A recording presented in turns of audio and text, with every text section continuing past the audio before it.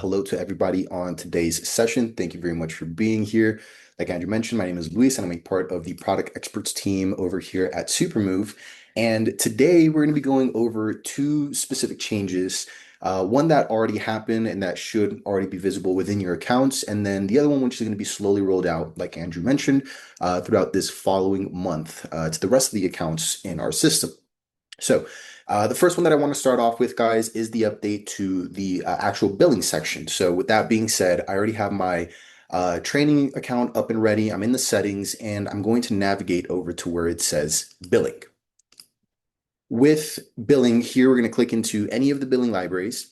And we're going to see that here we also got a bit of a facelift. Things look a little bit different. They're categorized a little bit easier. We can see these sections over here at the top look a little bit nicer as well. And then one of the main functionalities that I do want to showcase here, guys, is the fact that we can now archive any of these bill items, any of these line items that we see here.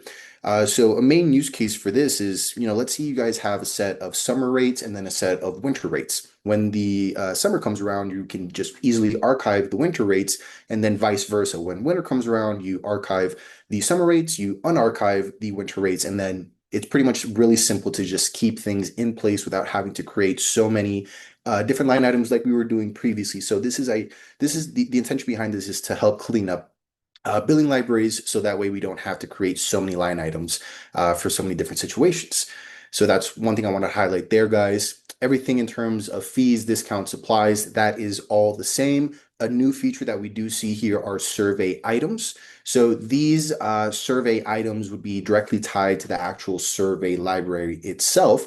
And that's something that I'm about to show you as well. Before I get into that, guys, one other thing I just want to put out there that I forgot to mention at the beginning. If you have any questions, any comments, any doubts, just feel free to leave those in the Q&A section at the very bottom of your screen. If you do not see that option on your screen, it's most likely hidden behind the three dots or the more option.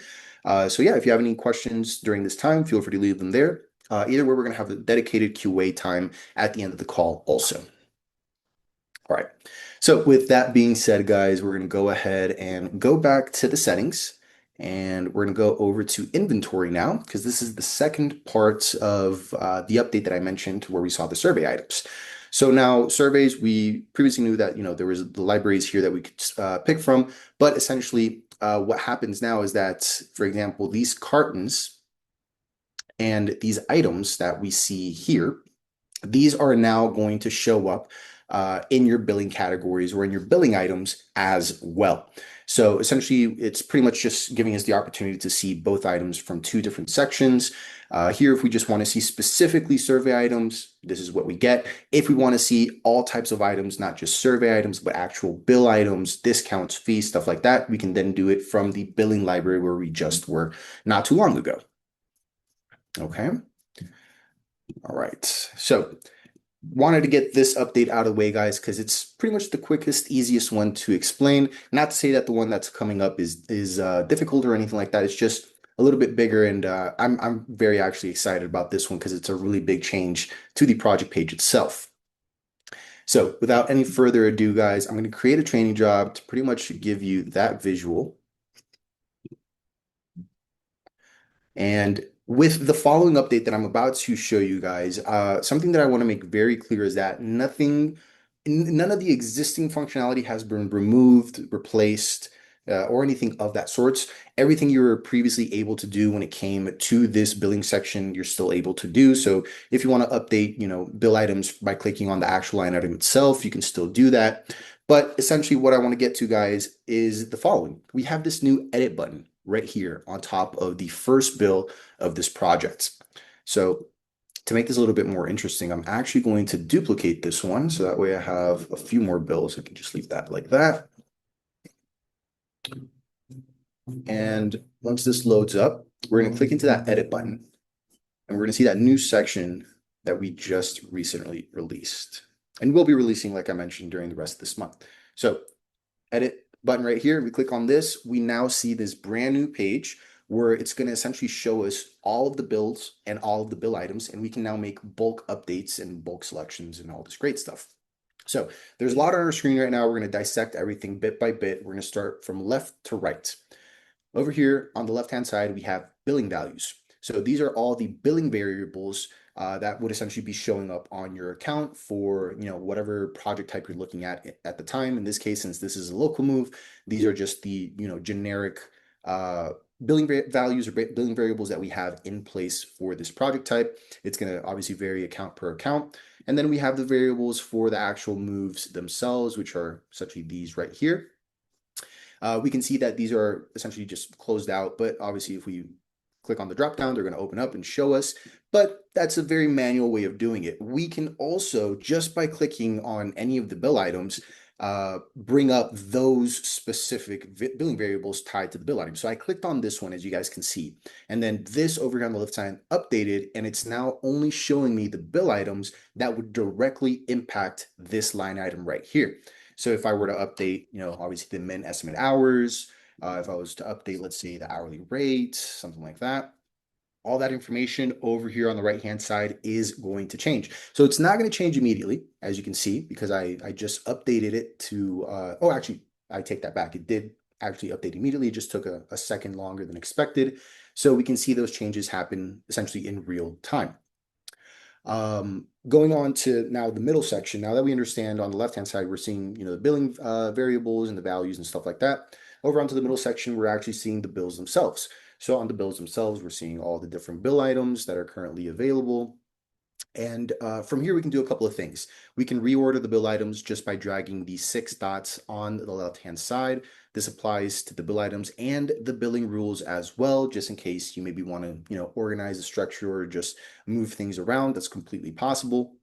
We can obviously add new items from the search box that we have here at the very bottom, which is directly going to bring in anything from your billing library that's tied to this project, or where you can also add a custom item, which, as we know, is an item that does not currently exist within billing libraries.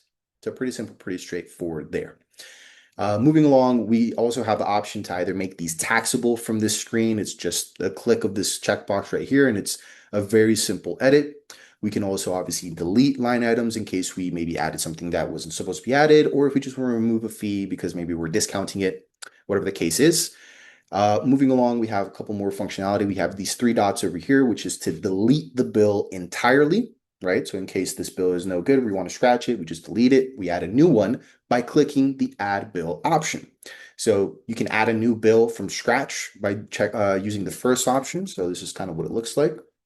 This is not a functionality that's used, let's say, too much because there is a second option over here, which is selecting a bill template. So if we click on this option, we're able to, once again, select if we want a project, if we want this bill to be assigned to the project level or the job level, and then we can actually select the bill template that already exists within our billing libraries that we want to add.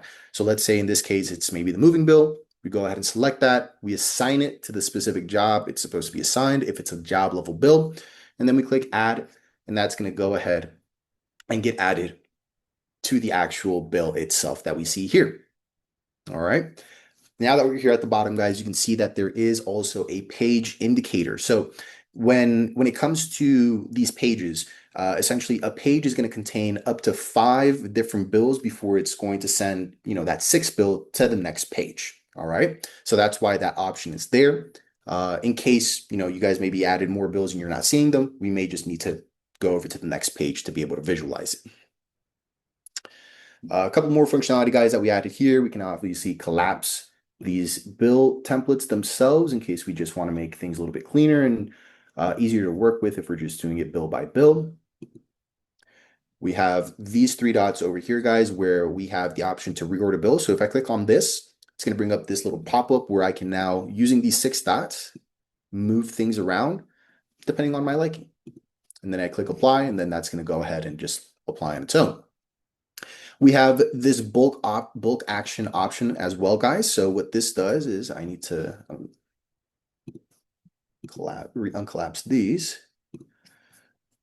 So by selecting this bulk action option, it's actually adding, as you can see, these little check boxes next to every single bill and bill item itself. So by selecting these, we have a different or a few options that we can pretty much do here. We can see we have the amount that have been selected. We can clear it in case we selected the wrong ones, or we have the option to move these bill items around. So this bulk action is specifically to move bill items from one template to another, as we can see here. We have just very basic option to collapse or expand all. We have filtering capabilities, so we can now filter by specific jobs or by specific bills. And obviously, depending on what it is we're looking for, we can go ahead and apply that. And then we have also a search option. So this search option, guys, let's say you're looking for any bill that has 2 movers on it, right? Or maybe let's use 5 movers since I see that here. I can go ahead and put this here in the search box, and it's going to go ahead and show me all those bill items, as we can see here, that are specifically tied. And I think it's maybe showing more because I have this bulk action. 5 movers. There we go. So yeah, so it's showing all of those specific bills or bill items that have 5 movers in one truck within the name itself. Okay. And with that, guys, a couple of other things I want to showcase over here. Bottom right corner, we see the grand total of all the bills. So essentially whatever the move would be. And then lastly, once we have everything that we need in place when it comes to these bills, or we're just essentially done editing, all we have to do here, guys, is click save, and we're good to go. This is going to go ahead and save on its own. We're going to give it a quick second here to think. And as expected, it brings us back to the project once completed, and we can see, all these bills now exist and have been added to the actual project itself. With that being said, guys, that is also the end of the explanation. That is pretty much all we have to share with you guys for today. It was a really quick session because it was a really quick update and easy update to explain as well. We love those. But yeah, we're going to go ahead and transition into Q&A, guys. We're going to give 5 to 10 minutes for Q&A. I saw a couple of questions pop up there, so I'm going to go ahead and start answering those unless